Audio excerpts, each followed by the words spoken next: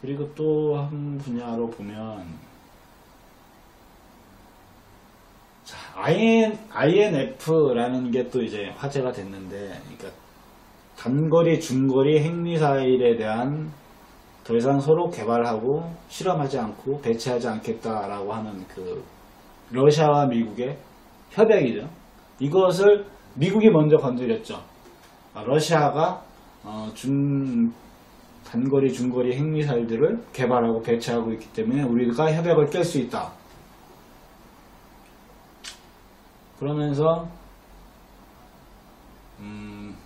폼페이오가 시작이 된 건데, 마이크 폼페이오 미 국무장관은 북대서양 조약기구 외교장관 회의 후 기자회견에서 러시아가 유럽을 직접적으로 위협하는 사거리의 SSC-8 미사일 대대를 편성, 우리를 속이고 있다며 INF 조약을 60일 내로 이행하지 않을 경우 조약에서 탈퇴하겠다고 최후 통첩을 날렸다. 이에 푸틴은 미국이 INF 조약으로 금지한 무기를 배치한다면 우리의 대응은 명확하다. 그건 바로 저들이 하는 대로 똑같이 맞대응하는 것.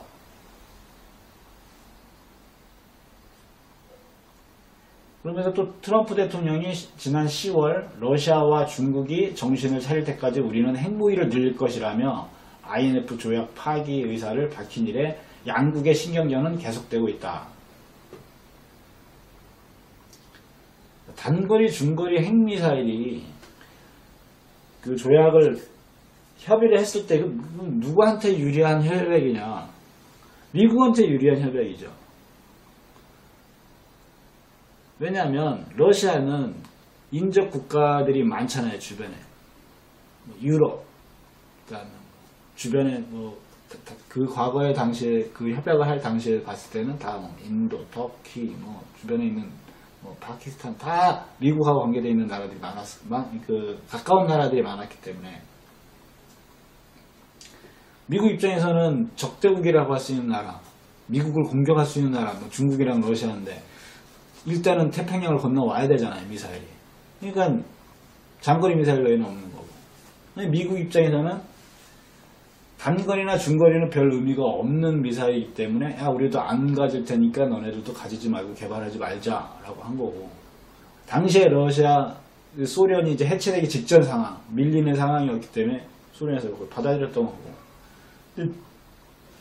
지금 왜 미국은 이 INF 조약을 60일 이내에 러시아에서 지키지 않으면 우리도 파기하겠다. 그 얘기는 미국도 단거리, 중거리 핵미사일을 개발하겠다는 얘기거든요. 그럼 당연히 러시아는 거기에 반발할 테고. 그럼 이 얘기는 미국도 이제 단거리, 중거리 핵미사일을 개발하겠다. 그 얘기는 이제 미국도 단거리, 중거리 핵미사일이 필요한 상황이 왔다.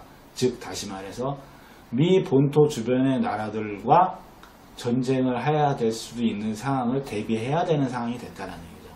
미국 주변에 있는 나라들은 어떤 나라? 캐나다하고 전쟁할 일은 거의 없을 것이고, 그건 남미 국가들밖에 없는데, 단거리, 중거리 핵미사일을 써야 되는 나라, 쿠바, 베네수엘라 아니면 다른 나라들도 가능하겠지만, 이제는 그 나라들도 미국한테는 위협이 되는 상황이 됐다라는 얘기예요. 그러니까 이제 미국은 거기에 대해서 대응 준비를 하는 거고, 그러기 위해서 INF라는 이 조약을 탈퇴를 해야 될 것 같으니까 미리 선수를 쳐서 명분을 만드는 것 뿐이다.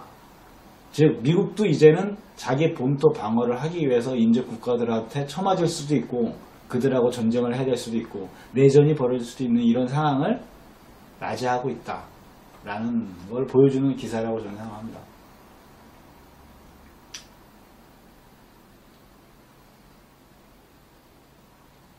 그러던 중 이게 이제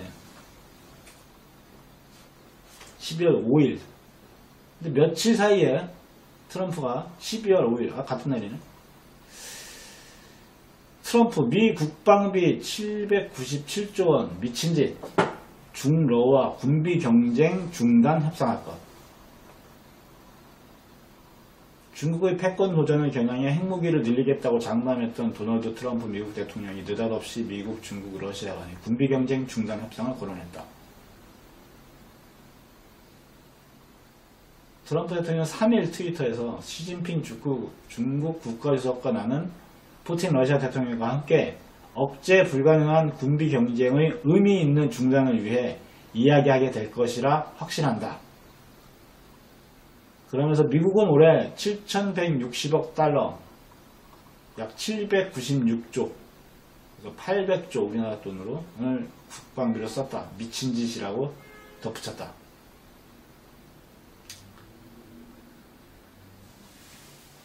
국방비를 줄인다는 얘기는 군산복합체가 돈을 못 번다는 얘기죠. 그래서 미국에서는 반대를 다 하고 있지만 트럼프는 그걸 밀어붙인다. 미친 국방비 트럼프 트윗에 한미 방위비 분담금 협상 불똥이라는 기사가 떴습니다. 트럼프 대통령이 한국이 현저히 더 많은 금액을 분담하기를 바란다며 협의 상황에 정통한 관계자들을 인용, 미국은 한국이 현재 금액의 최대 2배까지 쓰기를 바란다고 전했다.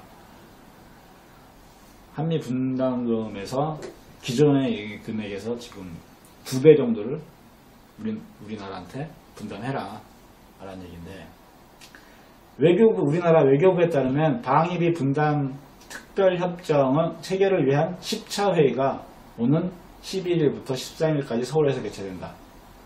아주 절묘한 시기에 나왔죠. 11일부터 13일 사이에 이 협정 체결을 위한 회의를 하는데 그 며칠 전에 2배 내라.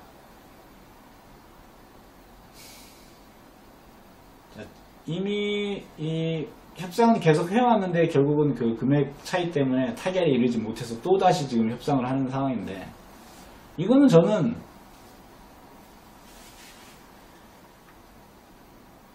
이 방위비 분담금을 2배로 내라라고 하는 걸 통해서 미군이 빠져나가는 상황을 만들어 내라고 저는 요구하는 걸로 보여요. 그러니까 어차피 우리 이제 남북 관계 개선하고 통일하면 너네들 있을 필요 없으니까 우리가 왜 이만큼의 돈을 또 너희들한테 내야 되냐, 너희들 나가라. 그래야 트럼프가 자연스럽게 마음 편하게 나갈 수가 있기 때문에 지금 그런 그림을 쓱 던져주는 그런 내용인데, 우리 언론들은 또 뭐 어떻게든 그 2배를 만들어서 줘야 되지 않겠냐라고 떠들어대겠죠. 또 우리 일반 국민들도 또 그 언론의 그 논조에 넘어가서 또 그렇게 또 이제 동조를 하면서 또 개돼지 취급을 받겠죠.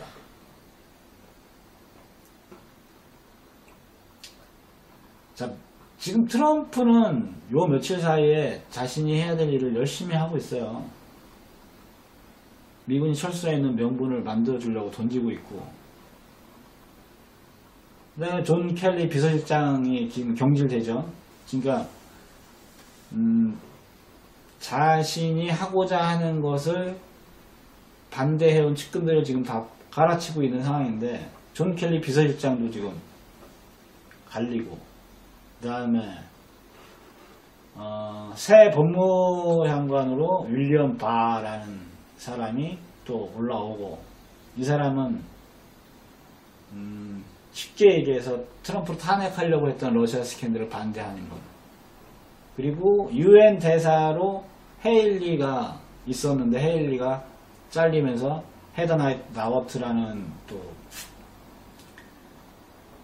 여성이 UN 대사로 지금 낙점이 된 상황인데, 헤일리의 역할이 UN에서 계속 그 강하게 북한을 압박하고 뭐 하는, 그 압박하고 대표적인 그 발언을 해온 사람이 바뀐다는 얘기는 이제 논조가 바뀐다는 얘기거든요.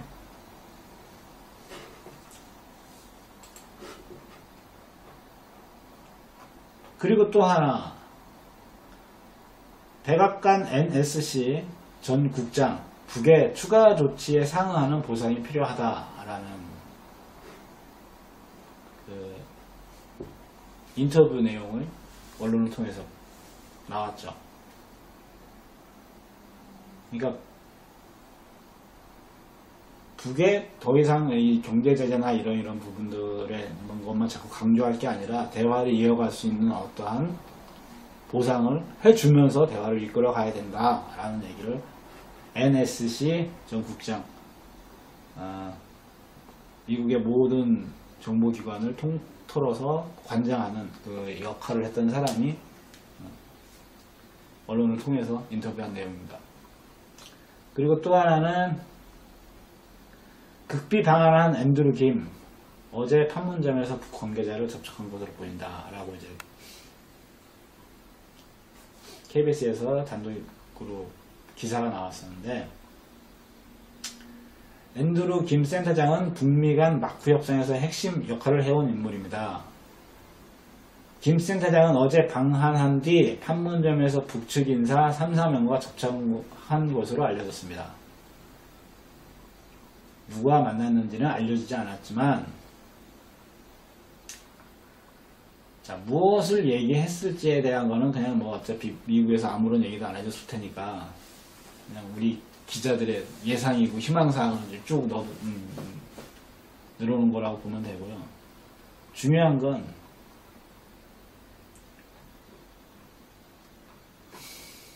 지금은 CIA 코리아 미션 센터장이라고 부르는데, 앤드루 김이라는 이 사람이 쉽게 얘기해서 CIA 한국 지부장이었어요. 한국 지부장. 그러니까 한국 지부를 총괄하는 검은머리 미국인 앤드루 김. 그러면 지난 수십 년간 미국이 통제하에 있던 이 대한민국에서 그 통제를 주도하는 것이 이 CIA 애들이 했을 텐데, 그러면 앤드루 김한테는 이 땅에 있는 모든 비밀스러운, 숨겨야 할 나쁜 짓한 정보들이 다 가지고 있는 사람이 앤드루 김이다 라고 보시면 돼요. USB 하나만 넘어가면 이 땅의 쓰레기 청소가 끝날 수 있다 라는 얘기죠.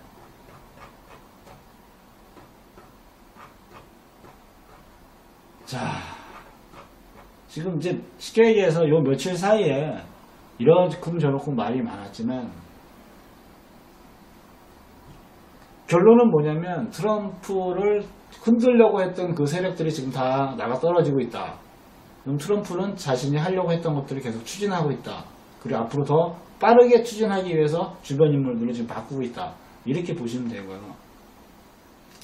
주변 국가들, 우리 주변의 국가들도 거기에 발맞춰서 다 움직이고 있다. 시진핑만 뭐 몽골, 베트남, 뭐 일본은 몽골 또 기어 들어가서 또 어떻게든 살기를 찾으려고 노력을 할 테고, 그다음에 뭐 사우디아라비아도 뭐 푸틴하고 하이파이브 하면서 공개적으로 지금 자기들 이렇게 갈 거야 라고 지금 하는 상황이고, 남미 쪽은 김영남 부위원장이 다 만나가지고서 어떤 사전적인 얘기들이 끝난 상황이고,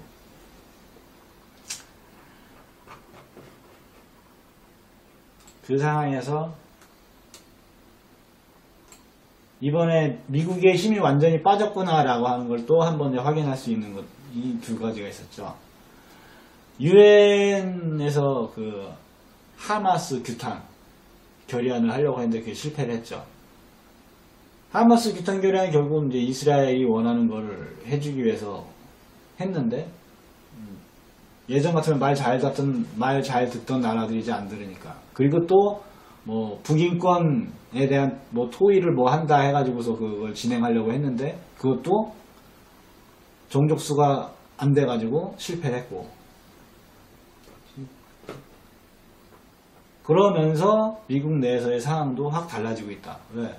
이제는 유엔이란 이름으로 마치 내가 하는 게 아니라 우리 전 세계가 다 공통된 마음으로 하는 거야 라는 식으로 해서 지들이 하고 싶은 짓거리들을 해왔는데, 이제는 그게 안 되니까, 그럼 앞으로도 안 될 것이고, 앞으로도 안 되면 지금 빨리 살 길을 찾아야 되니까 빠르게 돌아서고 있다 라고 보여집니다.